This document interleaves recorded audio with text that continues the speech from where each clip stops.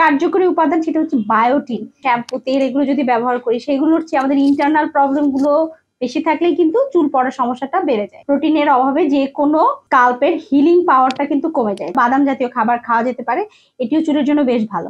চুল স্ক্যাল্পের যেমন শক্তি বাড়াবে, ঠিক তেমনি স্কিনকেও ভালো রাখতে সাহায্য করবে। আসসালামু আলাইকুম, আমি ডায়েটিশিয়ান ফাতিমা জোহরা, কর্মরত আছি মেরিট হেলথ কেয়ার হসপিটাল, যেটি খিলক্ষেত ঢাকাতে আছে।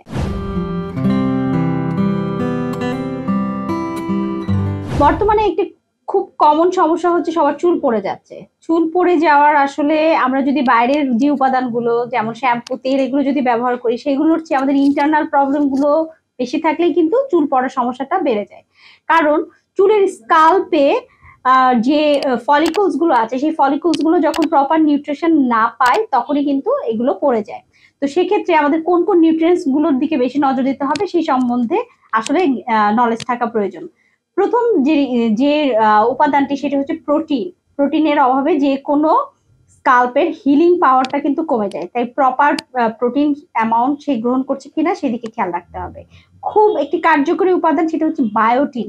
যেটির অভাব যদি কম থাকে, যেটাকে ভিটামিন B7 বলে পরিচিত, ওটার অভাব যদি কম থাকে তাহলে কিন্তু তার চুল পড়ে যেতে পারে। তাই বায়োটিন সমৃদ্ধ খাবার, সাধারণত সব ধরনের মাছ মাংসতে বায়োটিন থাকে, স্পেশালি মাশরুমে কিন্তু বায়োটিন থাকে। এছাড়াও বাদাম জাতীয় খাবার খাওয়া যেতে পারে, এটিও চুলের জন্য বেশ ভালো।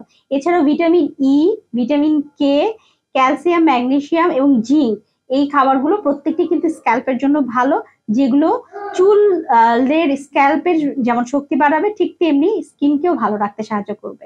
এছাড়াও আমাদের কিছু লাইফস্টাইল মডিফিকেশন প্রয়োজন, যেমন সঠিকভাবে ঘুমানো, স্ট্রেস ফ্রি লাইফ লিড করা, প্রতিদিন ছোটখাটো এক্সারসাইজ করা, টেনশন মুক্ত থাকা, হাসি খুশি থাকা, এই সবকিছু কিন্তু শরীরের ত্বক এবং স্কাল্প ভালো রাখার জন্য খুব উপযোগী। তাই যদি শুধুমাত্র চুলের কথা চিন্তা করা যায় তাহলে কিন্তু হবে না, আমাদের ওভারঅল বডি হেলথের কথা চিন্তা করতে হবে, ব্যালেন্সড ফুড গ্রহণ করতে হবে এবং আরেকটা ব্যাপার সবসময় মনে রাখতে হবে, শরীরকে হাইড্রেট রাখতে হবে, প্রচুর পরিমাণে পানি পান করতে হবে। ধন্যবাদ, আসসালামু আলাইকুম।